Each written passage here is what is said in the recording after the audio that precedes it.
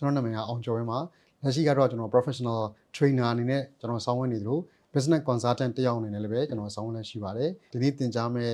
သင်ခန်းစာက chain management ဆိုတဲ့သင်ခန်းစာဖြစ်ပါတယ်အဲ့တော့ chain management လို့ပြောပြီးဆိုကြတဲ့ကအဖွဲ့အစည်းဆိုင်ရာနဲ့ပတ်သက်ပြီးတော့เนาะဒါပြုပြင်ပြောင်းလဲရမယ့်ကိစ္စတွေဒါနည်းပညာပိုင်းဆိုင်ရာနဲ့ပတ်သက်ပြီးတော့ပြုပြင်ပြောင်းလဲရမယ့်ကိစ္စတွေနောက် culture လို့ခေါ်တဲ့ယဉ်ကျေးမှုပိုင်းဆိုင်ရာနဲ့ပတ်သက်တဲ့ပြုပြင်ပြောင်းလဲမှုတွေနောက်တစ်ခါ process လို့ခေါ်တဲ့လုပ်ငန်းနဲ့ပတ်သက်တဲ့ဖြစ်စဉ်တွေနဲ့ပတ်သက်ပြီးတော့ပြောင်းလဲမှုဆိုတဲ့အပိုင်းတွေကိုကျွန်တော်တို့ကအဓိကထားပြီးတော့ဒီနေ့သင်ကြားသွားမှာဖြစ်တယ်အဲ့တော့အဲ့လိုသင်သွားတဲ့အခါမှာလည်းပဲဒါကျွန်တော်တို့ဒီဘက်မှာ model တွေပေါ့เนาะဒါ chain management နဲ့ပတ်သက်တဲ့ model တွေပါမယ်ပြီးသွားတဲ့အခါမှာ chain management နဲ့ပတ်သက်ပြီးတော့သူ့ရဲ့ဟလာခုနကတော့ပြောခဲ့တဲ့type of chain management လို့ခေါ်တယ်ပေါ့နော် chain management မျိုးစားတွေပါမယ်ပြီးတော့တဲ့အခါမှာ chain management နဲ့ပတ်သက်တဲ့เนาะဒီ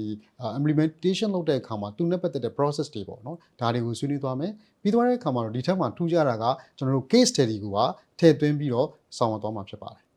လက်ရှိက chain management သင်တန်းကိုကျွန်တော်တို့သင်ကြားတဲ့အခါမှာအဓိကတော့senior management level တွေအတွက်เนาะဒါ number 1ကတော့ senior management level တွေတက်တဲ့number 2ကတော့ကျွန်တော် middle management တွေတက်တဲ့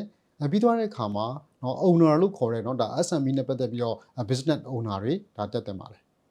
ဟုတ်ကဲ့အဲ့တော့လက်ရှိကဒီထက်မှာသင်ကြားတဲ့ထဲမှာကျွန်တော်တို့ organization နဲ့ပတ်သက်ပြီးတော့ chain management ဖြစ်တဲ့အတွက်ကြောင့်เนาะလက်ရှိအဖွဲ့အစည်းပိုင်းဆိုင်ရာနဲ့ပတ်သက်ပြီးတော့အခုကာလတွေမှာဒါ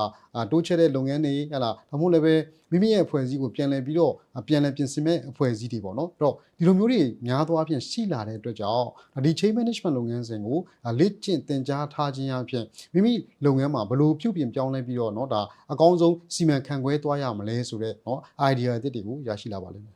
ဒါကြောင့်မလို့ဒီသင်တန်းကို chain management နဲ့ပတ်သက်တဲ့သင်တန်းကိုလာရောက်လေ့လာသင်ကြားဖို့အတွက်တော့ဖိတ်ခေါ်ပါတယ်ခင်ဗျာကျေးဇူးတင်ပါတယ်